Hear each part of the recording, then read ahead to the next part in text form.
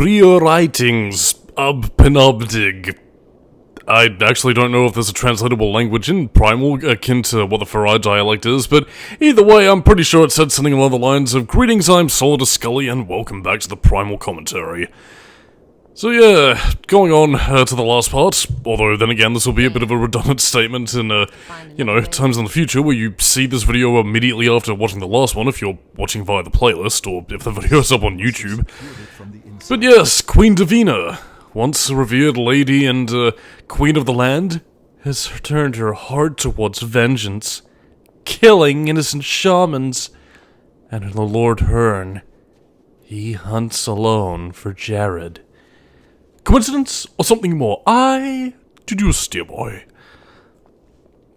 But yeah, needless to say, it's fair to, sort of surmise that Queen Divina, given this whole battle between order and chaos, yeah, let's just say that she's, well, from what we can see anyway, hedging some of her bets with Abaddon, and, yeah, that isn't exactly doing wonders for the Farai community.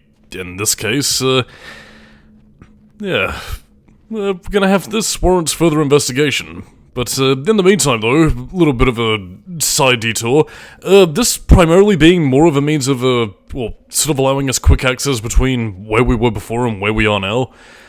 Because, yeah, take this little pathway over here, we find ourselves towards, the little gate checkpoint that we found before. And yeah, this is where the Farai pretty much warned us to piss off lest they, attack us. Of course, we can't exactly do anything around it, just here. I don't think we'll gain access. But, yes, go up the little platform up there, and we may be rewarded. So yes, there's an interior, and a way up. But of course, where there's a way up, there are Farai guarding the way. And, yeah, to kind of talk about the both the combat and also the soundtrack here, yeah, you do actually have 4 revolving combat tracks composed by 16 Volt in this case. I can't quite remember all of them, but I do know a fair few, mainly because I am actually a fan of the band 16 Volt and all of themselves. This one specifically, I think, is actually Happy Pill, which, again, was included in a soundtrack release of Primal, which, yeah, did actually get its own separate release in 2002, which is pretty sweet. But yeah, either way, it does make for some pretty snazzy combat tunes, and, yeah, all in all, pretty good stuff. But yeah, there is actually a few things to the combat to sort of talk about here, really. Compared to the Maokai, which you pretty much just sort of bash until they fall over dead, yeah, the Farai actually require, kind of in a similar vein to the Silent Hill series, really, where, again, what you need to do in order to finish them off for good, before they regain their primal energies, is that, yeah, you pretty much, bash up all their health, and again, when they're sort of, like, stumbling around and, a little bit dazed, that's pretty much where you unleash your finishing move. Unleash that, and then they're pretty much finished off for good, and you can, of course, consume the tasty Farai energy within. But why would you need to do that? Who knows? Ah, collection. This also brings us to the tarot cards. Again, well, not necessarily in the same vein of something like Fahrenheit, although, I mean, there are sort of similar in principle here, really. But yeah, collectible tarot cards. What they pretty much end up doing is that they don't unlock bonus content or anything, but they're really just sort of, bonus little bits of character artwork that you unlock in the final in-game menu. I believe on HD versions of the game there is actually a whole sort of trophy system if you collect all the tarot cards, but yeah, a bit of a personal thing. Back when I first rented this game out back in the day, and indeed with, current playthroughs now, I've never technically found all the tarot cards, so again, you're gonna have your work cut out for you exploring every nook and cranny of the hub world in order to find them, but yeah, I mean, I haven't technically found all of them really, which is a bit saddening, but either way, happy hunting. I mean, again, you don't technically get anything for collecting all of them, which is, a bit saddening. You don't really get, like, a cool power-up or, like, an ultra secret unlockable, I suppose. So, I mean, again, I guess, either thankful for small mercies that you don't need to collect everything here, or, yeah, just, something you can pick up that doesn't really come to affect much of anything, really. But yeah, either way, tarot cards, they're pretty much there to collect, and we'll pick them up along the way, but yeah, this isn't going to be a 100% tarot collecting guide. So, yeah, kind of treating this in a similar vein to Fahrenheit, really. Again, if I see them on the way, I'll pick them up. If not, then whatever. But regardless, as we continue throughout Solum, yeah, we're pretty much going to be making our way, well, pretty much sort of like skirting around the perimeter of the Ferai city, for lack of a better phrase. I mean, again, not that this is anywhere where, you know, the royals hang out, obviously. We're just sort of skirting around the poor quarter. Which, again, like, I mean, does sort of give you a bit of an idea as to, you know, what sort of primitive society, the Ferai are sort of running here. I mean, if I could compare it to anything, I mean, it's a very sort of, you know, warrior, hunter, gatherer kind of thing. I mean, as a civilization, they are advanced enough to at least have, you know, some degree of masonry, you know, they have rights and, you know, a certain level of authority in terms of their monarchy here, you know, since they have a king, queen, and prince and all that. But yeah, it's, yeah, kind of curious to see what the average day-to-day Ferai is usually doing. I mean, I suppose, you know, much in the same vein as any other Ferai, you know, they're loyal to their king and queen. They go off on hunts, you know, and they continue to work and function and whatnot. I guess it's just that they also tend to do so within city limits as well. Yeah, it's kind of weird. I mean, again, I'm not completely dismissing the idea, since, you know, human society did also have this sort of thing as well. You know, from a... Well, I mean, I'd say from about, like, the 6th century through to the... Well, just about the tail end of the Renaissance, I suppose, if I, you know, knowledge of history is correct. You know, where you did have people sort of, you know, going out into hunting areas before... Well, I mean... Again, I'm not really making a lot of sense, but I mean, like, again, you seem to have, like, certain things provided to you by your royals, but, yeah, there does seem to be a little bit more of a bit more of an emphasis on a hunter-gatherer kind of thing, in the sense that you pretty much hunt your own food, and, yeah, I suppose you pay your tithes to, you know, those in power.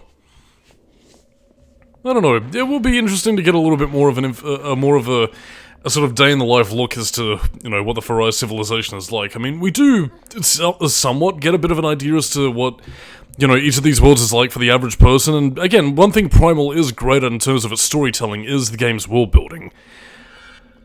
But, yeah, as we sort of explore around the poor quarter, we don't really get to see many Ferai apart from those either just sort of, well, living out their days wearily in this eternal night, you know, perturbed by the fact that Herne hasn't relinquished his throne to, you know, Jared at this stage, for obvious reasons.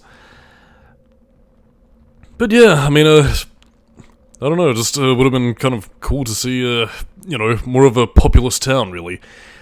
I mean, I suppose that probably would have ended up just sort of, well, spoiling the ambience, for lack of a better phrase, but, yeah, I don't know, seeing a few Ferai running around, interacting with them, I don't know, that's, well, I mean, again, I guess that's sort of what Scree's for, and, you know, something we did technically already have when we met that, you know, little hunting party who told us where Jared usually liked to foray in terms of his, you know, adventures, but I don't know, I suppose more in terms of, like, you know, seeing towns going on and, just sort of, maybe not necessarily joining them in the hunt, since, you know, we aren't exactly sharing in their blood just yet.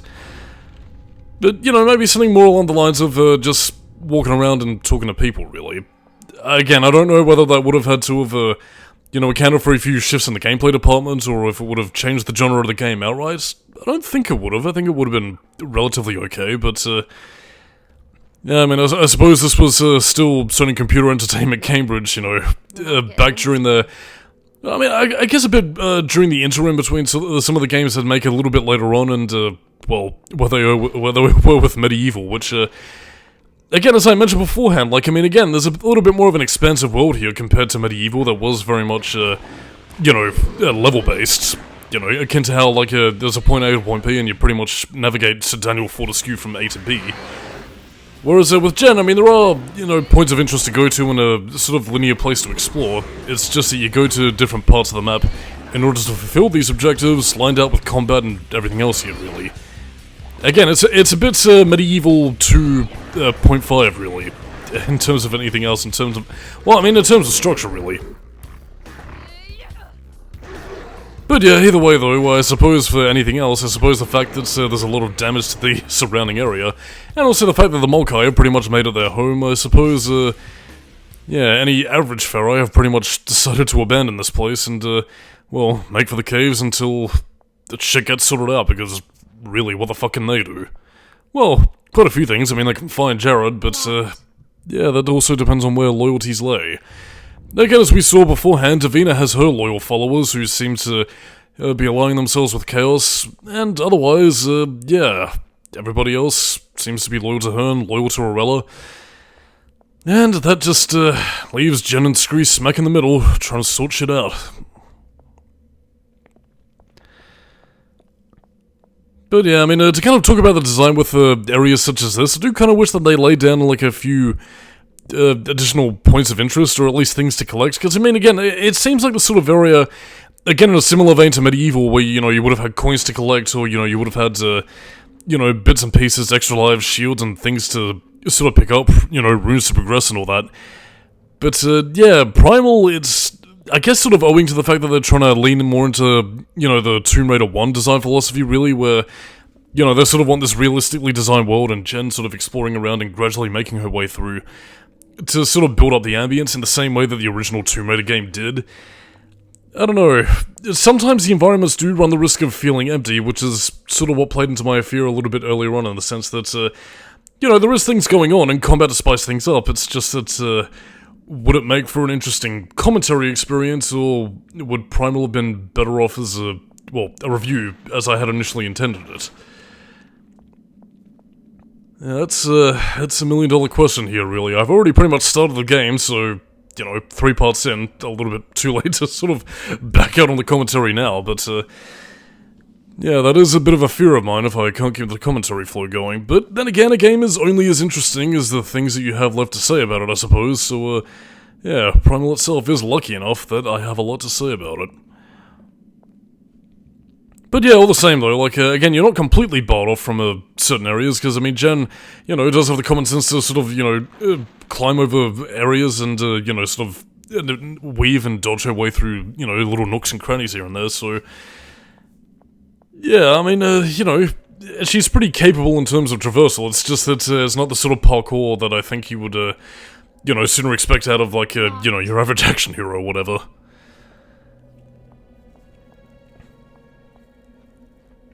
But yeah, I mean, guess all that to really sort of talk about. Again, also to once again comment on the game's atmosphere. Like, I mean, again, you do have a bit of a soundtrack sort of playing on with, you know, the ambience, but again, in a similar vein to, you know, the first Tomb Raider game, a lot of what you're hearing is usually just either the ambient sounds of the wind howling behind you, you know, the snowfall, the moon shining down upon you, and again, like, just the ambient howls of the world around you, which... Again, it's the sort of atmosphere that you don't really see in a lot of games these days, because I suppose they sort of want to get you in the moment in a cinematic kind of way. But again, it is really saying something that, for a lot of older games, I guess, whether because of technological limitations or by intention of design, that again, they were really able to create, like, a really unique and, you know, a really sort of steadfast atmosphere that really sort of draws you in, with the minimalistic sort of, you know, bare bones of what you could really have in a game at that point. Again, as I mentioned beforehand, you know, the ambient sound design, gradual traversal across your environment, and eventually reaching your objective, which, again, sort of makes it feel a little bit more real in a way that a lot of modern games aren't, in the sense that, you know, I mean, they are obviously working with higher production values, consoles can do more these days, and they have higher visual effects and realism as far as the eye can see. But there's also something to be said about the attention to detail in terms of making it sort of feel... Again, it's not really the right turn of phrase I really want to say, because, oh, it makes you feel like Spider-Man, or feel realistic, but it sort of feels like, I don't know, it feels much in the same way as, you know, you would probably experience it if you were actually there, if that makes any sense. In the sense that, you know, mechanically you're controlling the character, and, you know, in terms of experiencing the world, you're, well, right there in their shoes.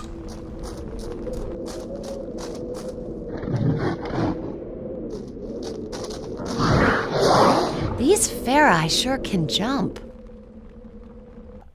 Yes indeedy. Now, why would the game be highlighting this? No good. Too high for me. Poor Jen. Truly, white women cannot jump. But yeah, part of the nature of Primal, you know, Jen being summoned to, you know, Oblivion to begin with. Yeah, if you didn't think there was something special about our lass, well, you're about to find out right here and now. Because yes, she is indeed Orella's champion for a reason, and no, it isn't just because of her stunning good looks and personality. No, again, if you pay attention to that symbol on her back, that's a bit of a key as to what we're going to be witnessing right here. Scree, what's with the glowing stuff? It happens when I'm close to stone figures resonating with ferri energy. It means I can temporarily transfer my soul into any statue formed from this material. Cool. Cool!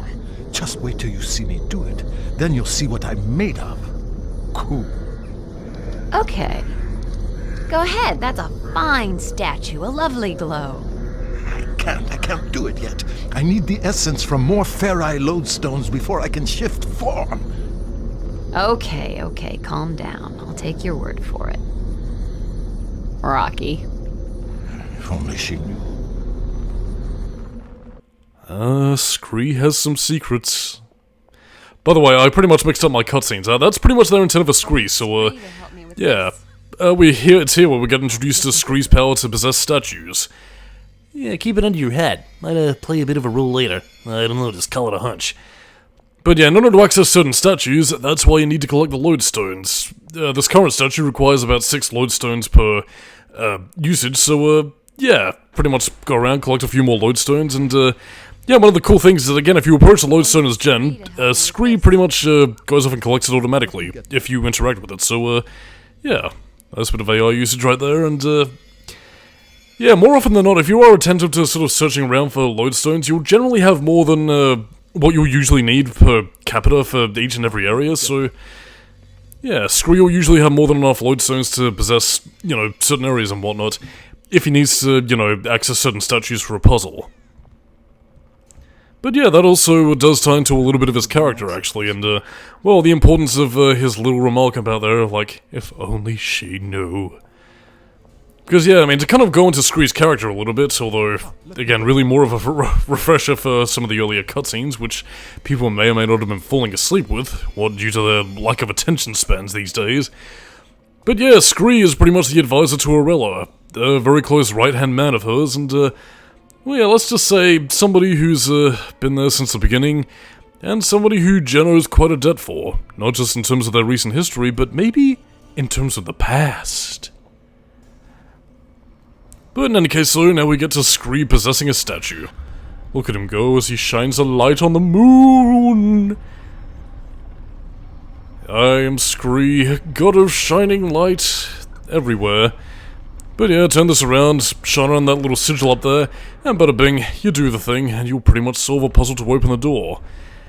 This pretty much being revolving around a lot of his light shining puzzles, but yeah, there are more statues and more things to interact with that Scree can, you know, manipulate to his heart's content, and yeah, with a cutscene coming up, soon we're going to be getting to another facet of Jen's gameplay, now that we've seen what Scree can do. And in this case, well, I bid you adieu. I'm Solidus-Skully, keep it new metal, and next time on the Primal commentary, new pals with Jen.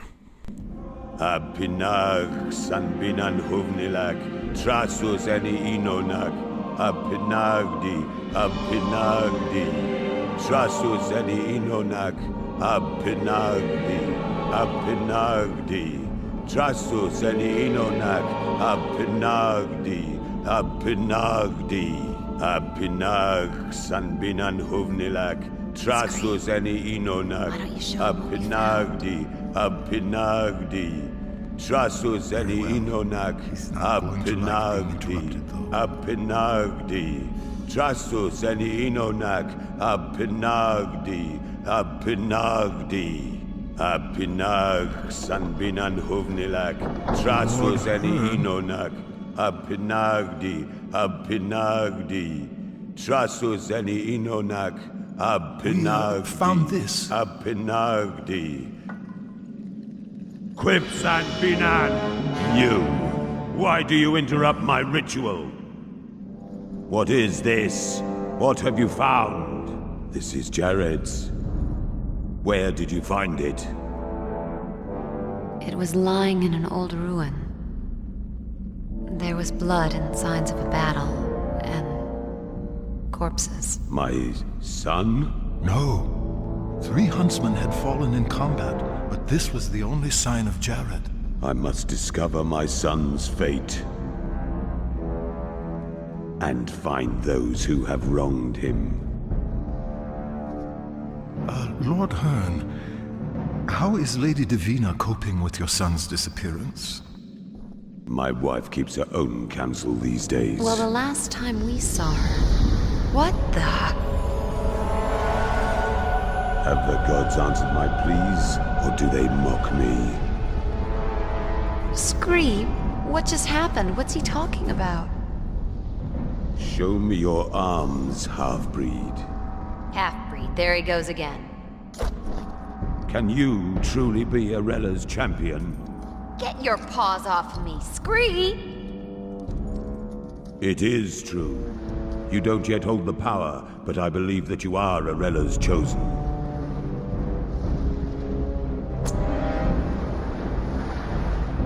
I haven't prepared her for this yet. Then I suggest you do so quickly!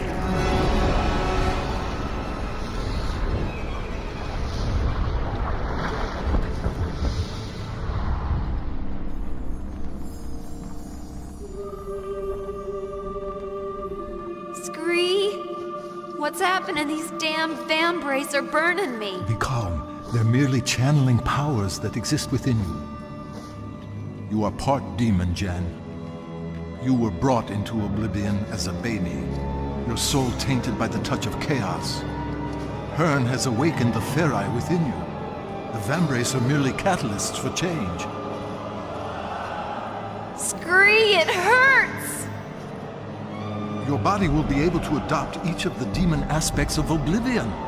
The first time a form is awakened, the transition may be painful, but trust me, you will adjust. What have you done to me? Stay calm. You are in control of this. You may change form when you desire. There's nothing to be afraid of. Your humanity is not lost. However, you will find that the Ferai aspect has many advantages. Agility, strength, stamina, and if I dare say it, you're far more pleasing on the eye. Sadly, as you may have noted with Herne, the Ferai aren't renowned for their good nature. My point precisely.